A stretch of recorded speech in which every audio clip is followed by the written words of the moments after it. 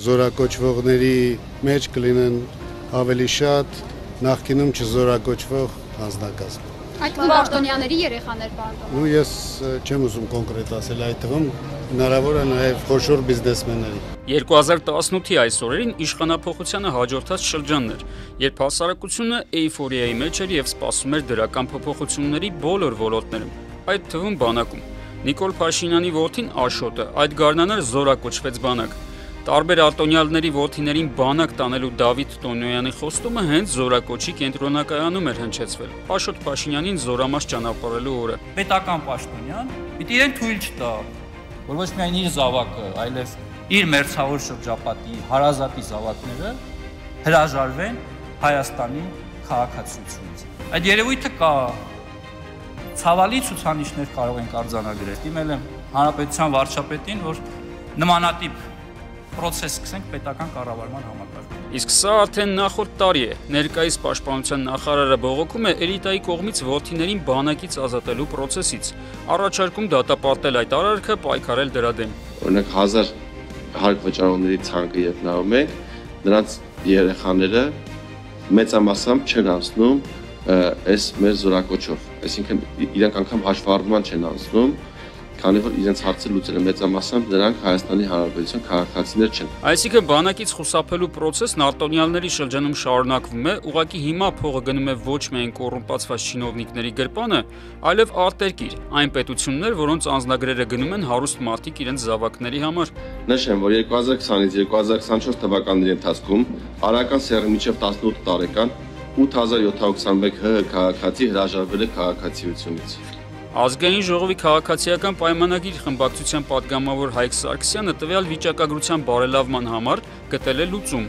Նա ներկայացրել է օրենսդրական փաթեթ, որով ծրագրվում է էական փոփոխություններ կատարել զորակոչի պրոցեսում։ Ծառայել 6 ամիս եւ պետական բյուջե վճարել 15 միլիոն դրամ։ Ծառայել 1 ամիս եւ պետական բյուջե վճարել 20 միլիոն դրամ։ Այսինքն լուծումը այսպիսին է. եթե չենք կարողանում կանխել էլիտայի զավակների արտահոսքը արտերկիր, կարելի է գոնե փող աշխատել։ Համ մարդիկ կմնան երկրում, համ ծառայության նման մի բան կանցնեն, համ էլ բյուջե փող կմտնի։ Եթե 21-20 միլիոնով մարդը վճարում է առաջինը եւ մեկ ամսում ինքը ծառայություն հասնում, ինքը մեկ ամսով արդյոք կարող է ամբողջական համ մարտական պատասխանատվության ծրագիր անցնել եւ դառնալ զինվորական մասնագետ։ Դա մեկ։ Եվ եթե իրենք վերլուծություն են կատարել, գտնում են, որ մեկ ամսում հնարավոր է մարդը դառնալ զինվորական մասնագետ, այդ դեպքում ինչի մնացածը մեկ ամսով չէ ծառայում եւ 24 ամիս են ծառայում։ Մի ամիսը ոչ մի բանի մասին է, ոչ սոցիալական արտադրություն կա, քիչ թե շատ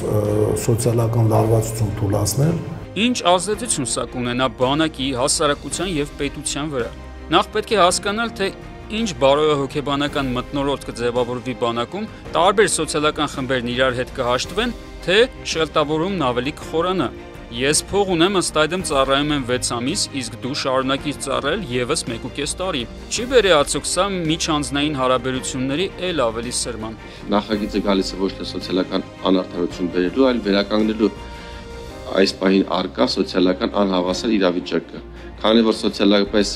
ապահովված քաղաքացիները հնարավորություն ունեն այսօր հրաժարվելու քաղաքացիությունից այլ երկրում քաղաքացիություն ստանալով, ինչը հնարավորությունը սոցիալապես կարիքավոր անձինք չունեն։ Դա ուժեղ, դա անմիջապես ազդել է զինված ուժերի մարտունակության վրա բնականաբար, որտեղ ինքը այդտեղ իրեն երկրորդ չէ, երրորդ սորտի մարդ է զգալու։ Մեկ այլ փոփոխությամբ էլ առաջարկվում է Հայաստանում ծնված տղաների քաղաքացիության փոփոխման համար գանձել էական գումար։ Դա պետք է զսպի մարդկանց դիմել այդ քայլին։ Մյուս կողմից փող ունեցողի համար նման գումարը երևի թե խնդիր չէ։ Մինչև 18 տարեկան Արարական սեռի քաղաքացիների համար Հայաստանի Հանրապետության քաղաքացիությունը փոխելու համար բազային տուրքը դարձնել 15 միլիոն դրամ։ Սա այն գումարն է, որը գործող կարգավորումներով 27 տարի լրացած եւ պարտադիր զինվորական ծառայությունից խուսափած քաղաքացիները այսօր կարողանում են վճարել եւ ազատվել քրեական պատասխանատվությունից։ 15 միլիոն Արարական սեռին, չէ՞, ես այդպես հասկացա։ 150,000 իգական սեռին։ Այդ դեպքում նա տակ է եկեք հասկանալ, բայց գենդերային հավասարությունով մնաց։ Առաջարկվում է նաև ծառայության սահմանային տարիքը 27-ից դարձնել 37 տարեկանը։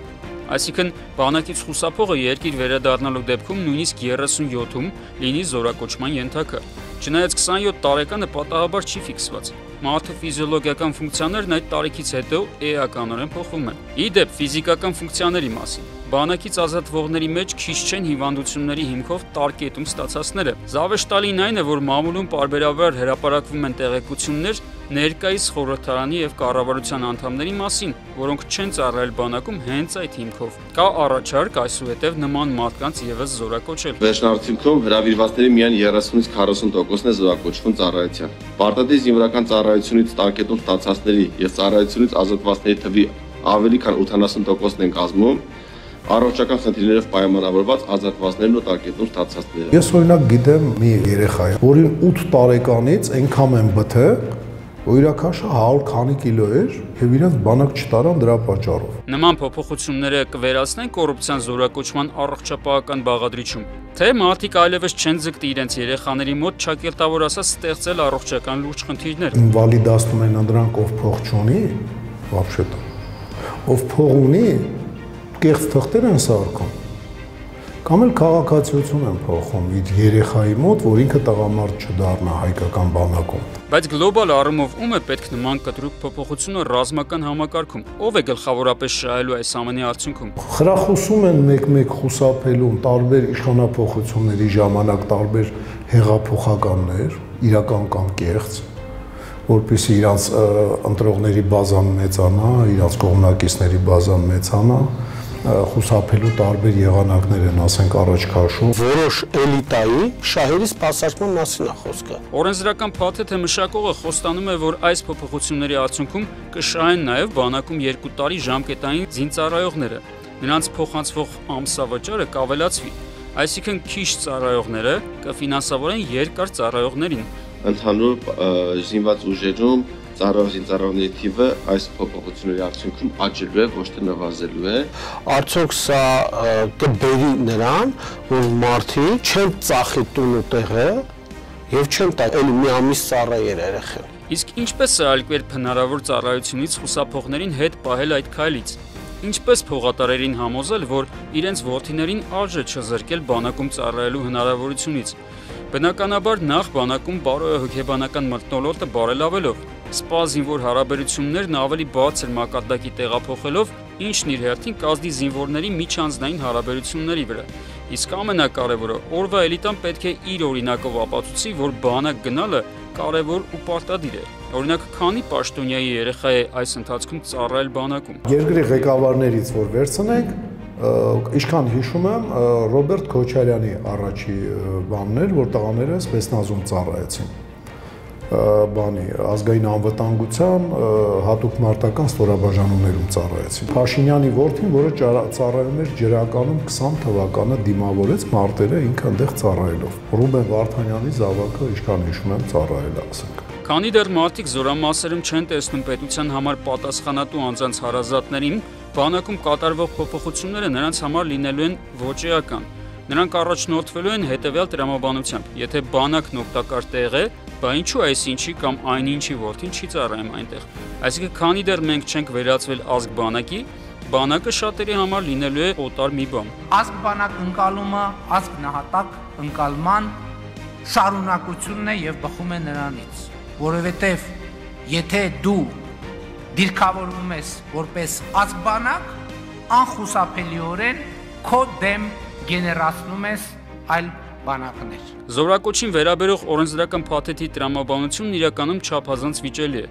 Ստացվում է այսպես. չենք կարողանում պայքարել համակարգային կոռուպցիայի եւ մեր շարքերում արատավոր երևույթների դեմ, բանակից ազատվողն ազատվում է, կաշառք վերցնողն էլ վերցնում։ Դե ուրեմն եկեք այն օրինականացնենք։ Նույն տրամաբանությամբ կարելի է Հայաստանում թույլ տալ թմրանյութեր վաճառելը, ասելով դե մեկ է վաճառողը վաճառում է, գնողն էլ գնում։ Օրինականացնենք, համ ոստիկանությանը կազատենք անհարկի վազվզոցից, համ էլ բյուջե փող կմտնի։